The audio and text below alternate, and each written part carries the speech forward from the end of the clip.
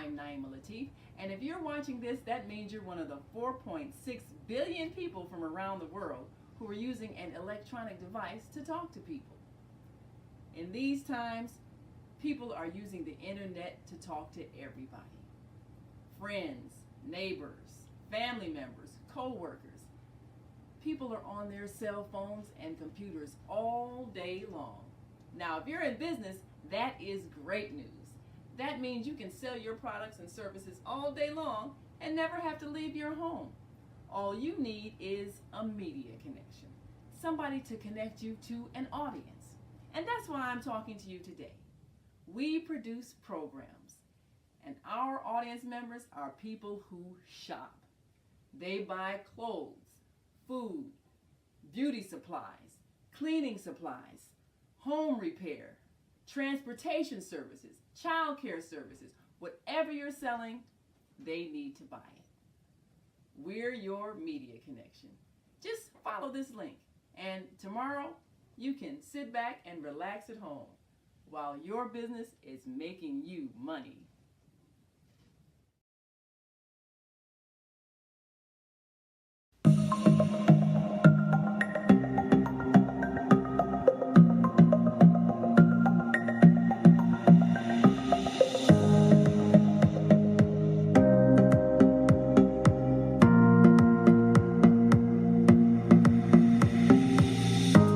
Hi, I'm Barbara. I'm Cheryl. And I'm Naima. We're three Black moms.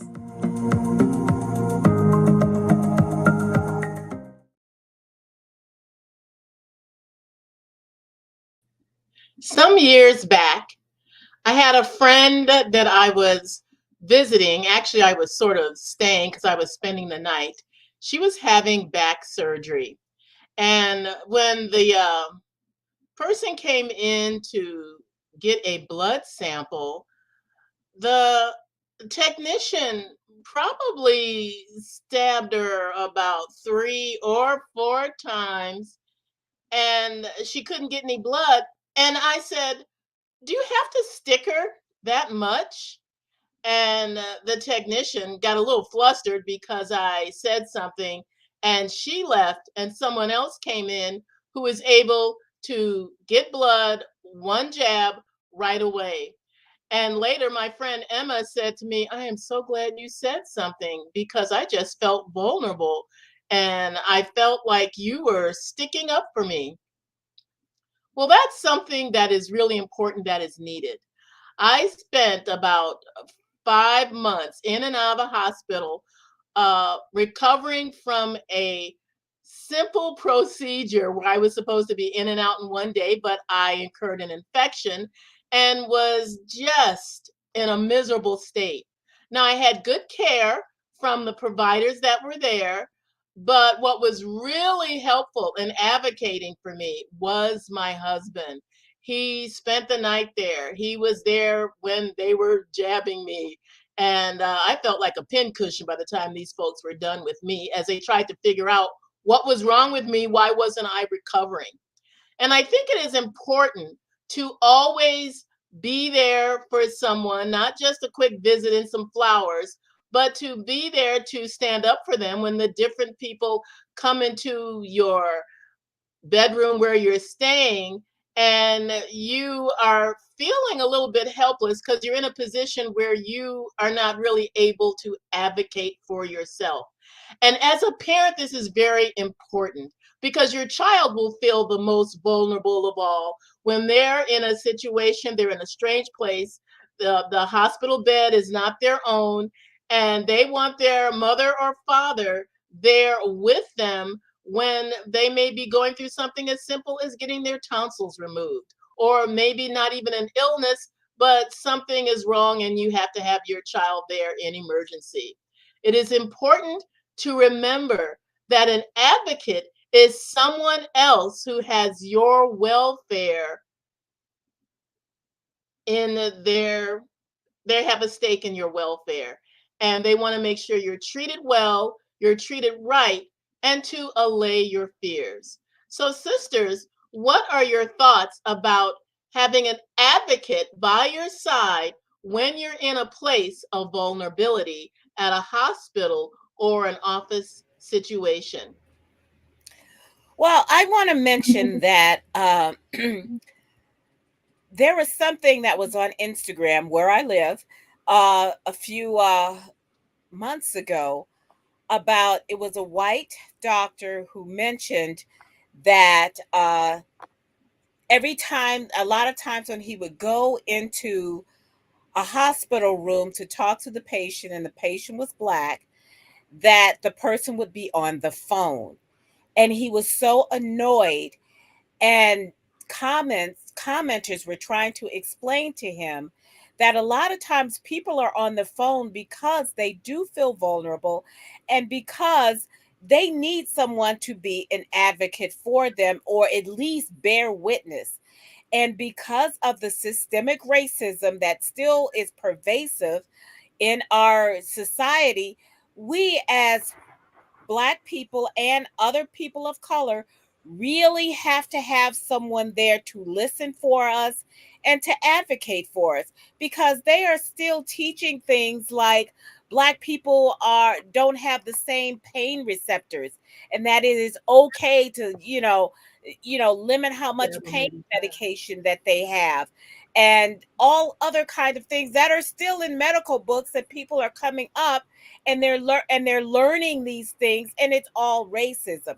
And they tend to dismiss your pain, and they tend to dismiss when you have problems. Look at the Black maternity mortality rate. Look at the fact that there are still so many babies that don't in our communities that don't live past the age of past 1 year old to their first birthday. And that's like third world statistics that we should not be having. So I think that an advocate is the one thing that we need to have for ourselves, for our children, and for our parents. Now, Naima, you can speak to this a little bit more because you care for our mother who's 101 years old.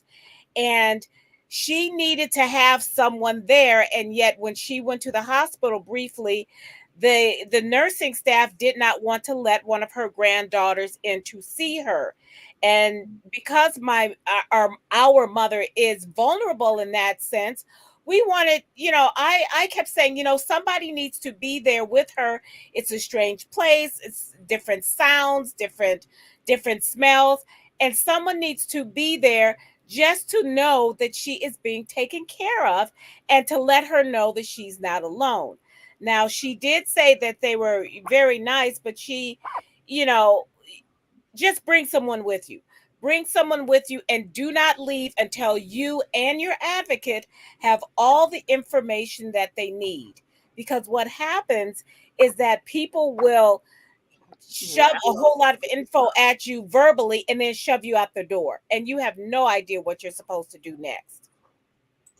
Well, that is true that you most definitely have to insist on things. Now, when we took our mother to the hospital and they took her back to the room, and because they said I couldn't ride in the ambulance because health reasons or whatever. I guess they had some kind of outbreak of measles, whatever the health thing was. Anyway, so I came in after they had arrived, and I said, well, I need to go back and see her. And they said, well, we'll wait. They'll bring you in after they're done. I'm like, oh, no, I'm coming in now. I need to be with her. And I was insistent. Yeah. And so the security person went back and told them, her daughter's coming in. I'm like, no, you're not getting ready to tell me no. Don't make me roll my neck. No, exactly. We can do scary Black women. We're very good at scary Black women, but now even in a Black setting. But on that note, though, even if we are needing to be a bit assertive, it's always important to be courteous and kind to the healthcare providers. You can't cuss people out and they have your life in their hands. That's just not a wise thing to do. So even though there are stressful situations when a person goes to a hospital, you still have to speak respectfully so that people don't dismiss you as just some raving lunatic and just that's exactly right. ignore you. So and pay attention. And pay attention to what you're saying. So when I explain, no, she has to be with someone at all times. Now I had to step away, and then that's when, of course, my niece or your daughter, came, Lorelai, and Lorelai came, and and I know she's basically doing what they tell her because that's what we have been trying to do. And when I got there, I said, "Oh no, we need to both go in there." And first they were like, "Well, no, you can just go in one at a time." I'm like, "No, we both going. Come on, let's go." I'm not doing it. I understand they have their rules, but there are situations when you just need to take control because they're not always as sensitive to a situation, and they follow procedures because they're trained to follow procedures, but procedures that they're trained to follow might not be appropriate for the situation. So sometimes you have to be a bit insistent, even when they want to give you medication and not bother to tell you what it is. Like, you don't need to know. This is your body, but you don't need to know. No, you have to ask, well, what is this? What does it do? And if your instincts tell you, no, that's not something I feel like I want to have, you have the right to say no. And a lot of people don't know that you have a right to say no. Yes. And this is something that we get conditioned to do whatever someone tells us if they're holding the title of doctor or nurse or whatever. And I'm not saying be obstinate, but I'm saying know what it is that they're asking you to take. Know what it is that they're doing to your body. If they're coming in and they're doing examinations, have them explain. I know they're efficient, but it's still your body. Have them explain every single thing they are doing to you. It's just like your car. And I had to get some work done on my car the other day. And I had the mechanic explain everything. Because see, if you can explain it, then I know you know what you're doing. If you can't tell me, then how am I going to know that you really know what you're doing if you can't make me understand it? I'm a person of regular intelligence. You should be able to explain to me exactly what you're doing and why, so that I feel that I understand and I know that this is a necessary thing to have done. If you can't explain it to me so that I feel comfortable, then I understand it. If your attitude is, oh, this too technical, or it's too complicated for you, then how do I know you know? So not anyone that's saying that to you, whether it's your body or your car. Absolutely. I was very fortunate in having every person that came into my room while I was hospitalized explain to me every procedure, make sure that I understood what they were doing and why they were doing it. I do say that on one of the occasions in my long time of being in the hospital forever, I came into the emergency and I was actually left on a gurney for 4 hours by a young intern, or maybe resident or resident, and he was upset with me because he wanted to give me something. I don't remember off the top of my head what it was right then, but I said no, I'm not taking that. And he said, "So you're refusing?" And I said, "Well, if you want to be stern and say it's like that, I guess I am refusing." It was something that I was already getting some form of, and I did not need to be taking another thing. So he was upset with me, didn't show up for 4 hours, and then I ended up having to have another quick surgery because I developed a blood clot in my leg from having lain in that one position for so long. And it just so happened my husband was not there during those particular hours. And so there was nobody there to help me to advocate for you. Yeah.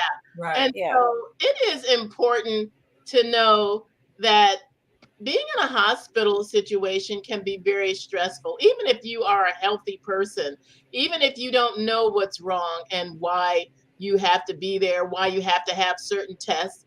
And I will say, Laura bless my primary care doctor. She called me up on a Sunday. I had just come home from the hospital after being in the hospital for a week and a half already.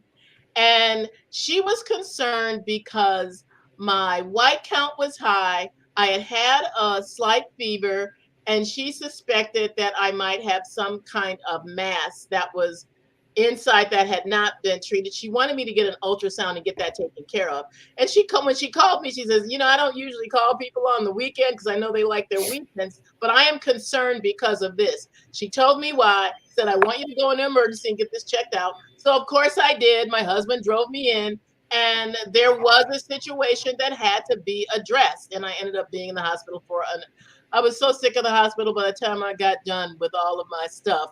But I will say, because my primary care doctor was on top of everything that was happening, she could advocate for me when I didn't even know that I needed any extra looking after, because I already had home health care people coming in 3 days a week, changing my wounds, checking up on me, making sure that I had enough pain medication, that I wasn't in any kind of pain, and that it was, it's a very different situation looking back on that, on how the people that cared for me really cared for me. And it wasn't just people who administered physical aid, but also my friends and colleagues from church, from my Bible study fellowship organization, people who not just came to see me, but who also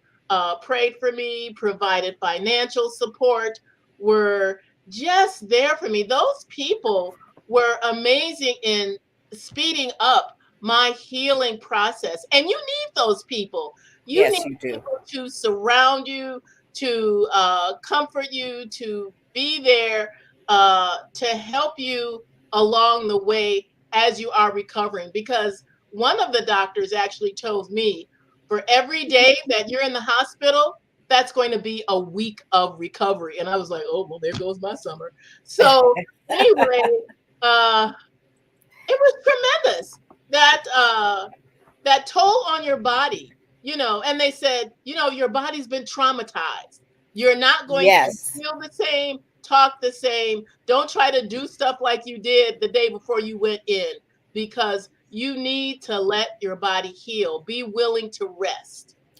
And as somebody who's had multiple surgeries for many reasons, I mean, I've had everything from, oh my goodness, let me think, fibroid surgery, toe surgery when I had to have my hammer toe fixed after so many years. And then last year I had a hip When you were like replacement. 2. Yeah, my first surgery when I was 2, it was a hernia. I had that hernia repaired more than once. And finally, I had that done recently, or, a few years ago. I had hip replacement surgery last year. And each time it is a trauma to your body. And you have to, some surgeries are easier than others. I'm going to tell you, the hip surgery, went in the morning, was home by the afternoon. They give you physical therapy the very next day. You could already walk up and down stairs before they leave. I mean, it was non-invasive, or not non-invasive, less invasive. Shout out to James Phillips of New England Baptist, also a Black man. I think I've mentioned him before. But the thing is that you have to realize that surgery, even those things that will fix you, is still traumatizing to you. Even if you are having a mass cut out, even if you are having a blood clot cut out, or whatever they have to do, all of those things are traumatic. And you need to have someone who is there, who can say, you know, do not try to do all of this yourself. And I'm one of those hard-headed people. Okay, fine. If you won't get up and do it for me right now, I'll just go on and do it. But you can't be hard-headed. Uh, Barbara, I remember when I had Sarah, and of course it was a C-section baby, so that's another major surgery. And I wanted to get the dishes done. And you like, stop being hard-headed. Go sit down somewhere. I'll get them done. And what do you want to drink while you nurse this baby? And it was and it was so refreshing to have someone who had been through this, and who knew, sometimes you need help even when you think you don't. And a lot of times, and how we've talked about the myth of the strong Black woman. Strong Black women We need other Black women. We need other Black men. We need whoever our partner is, our husbands, our wives, our daughters. We need each other. We need our community. Barbara, you had your prayer community that came, and all of those people help your healing.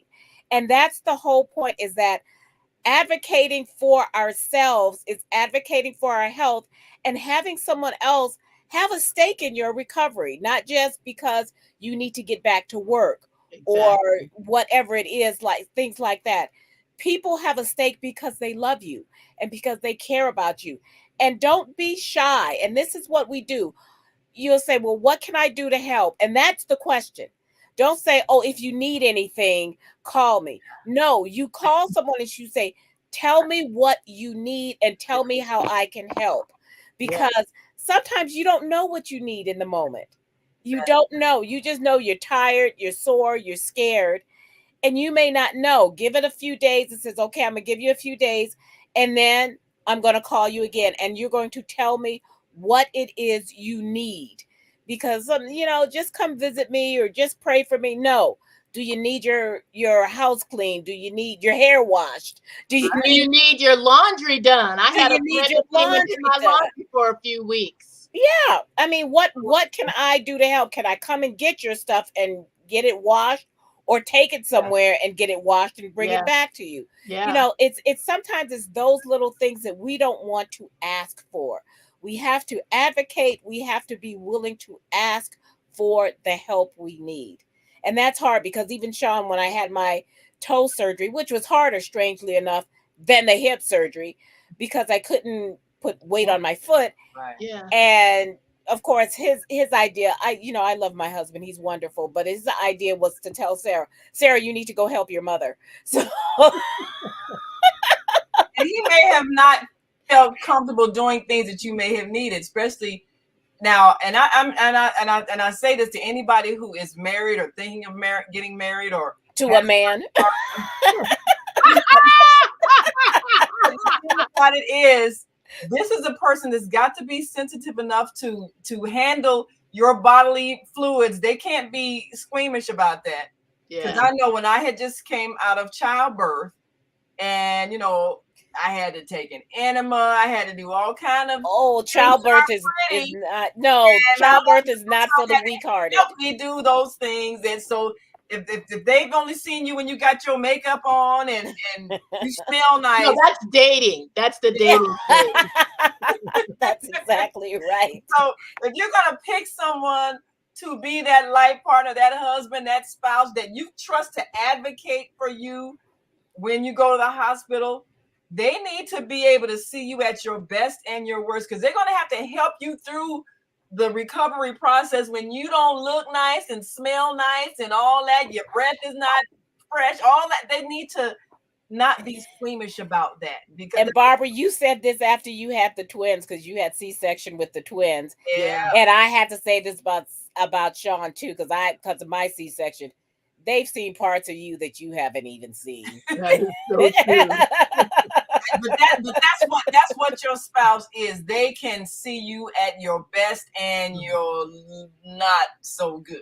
Yes. I mean, they can't be squeamish about having to help you go to the bathroom. I mean, because when you're coming out of surgery, you really need all of those things done. That's You need right. all of that help.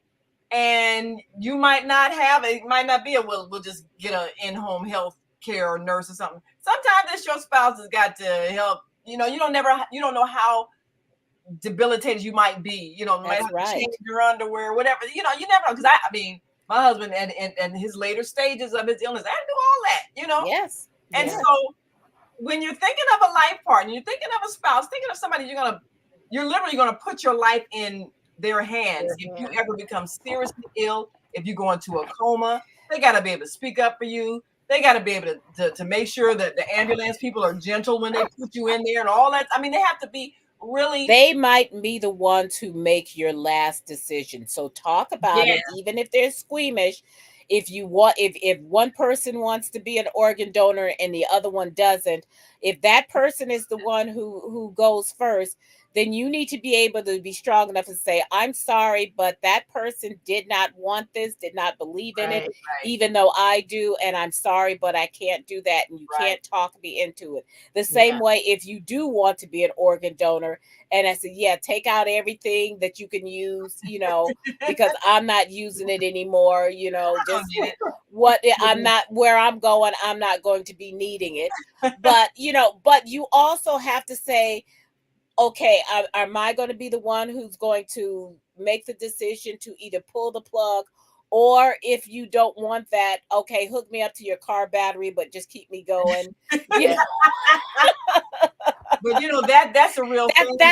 that's stolen from that show, Coach. I got to give it to you. But I that got to tell you though, when it comes down to who makes that decision, make that clear.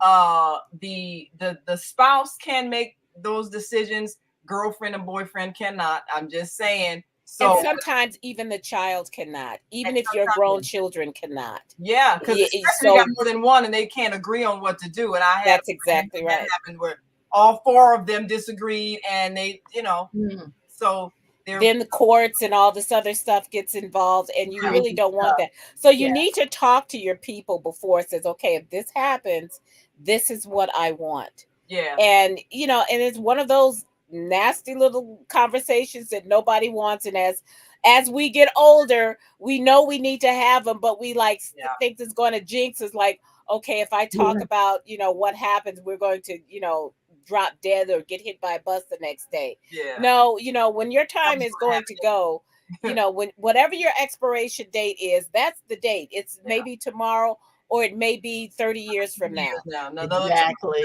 40, 50 But you still have to know. years. And you have to Yeah. be prepared with who it's, and I mean, you don't always suffer your way out of here, because some people think, well, you got to get sick and die. Well, no, you really don't have to, but you Some can. people go in their sleep. Yeah. Yes. I mean, sometimes it's sudden, no warning, but whatever it is, if you do go through an illness, you don't have to even suffer through that.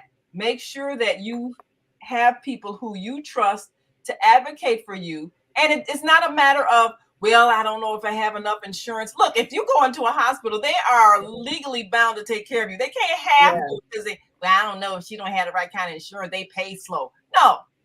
Yeah. You're not Yeah. supposed to be suffering in pain. Haggling over stuff like Yeah, that. and if you go into a hospital and you can't breathe and gasping for air, about to fall out, they cannot be, well, first fill out these forms.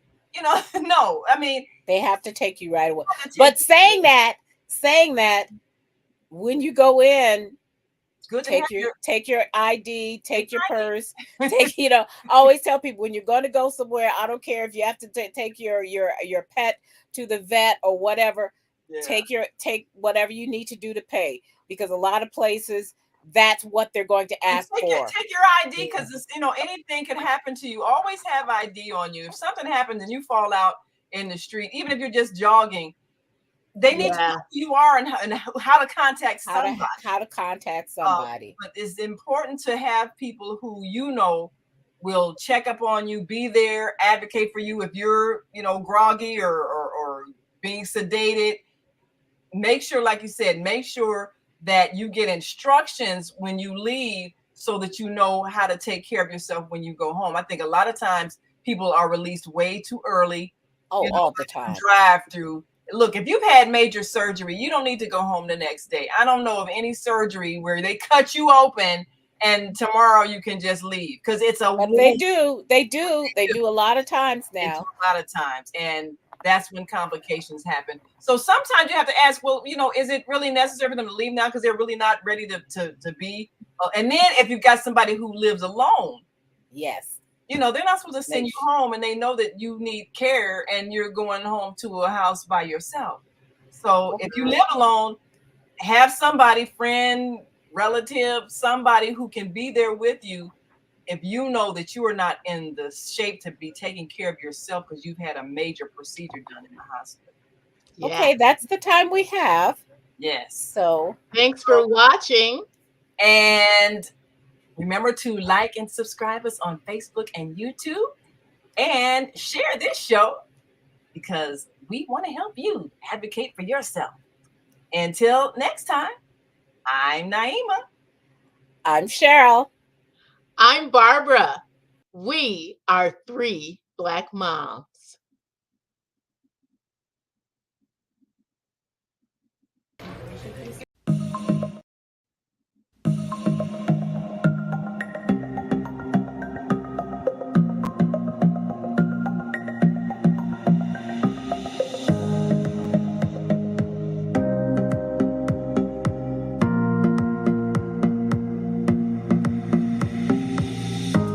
Hi, I'm Barbara. I'm Cheryl. And I'm Naima. We're 3 Black moms.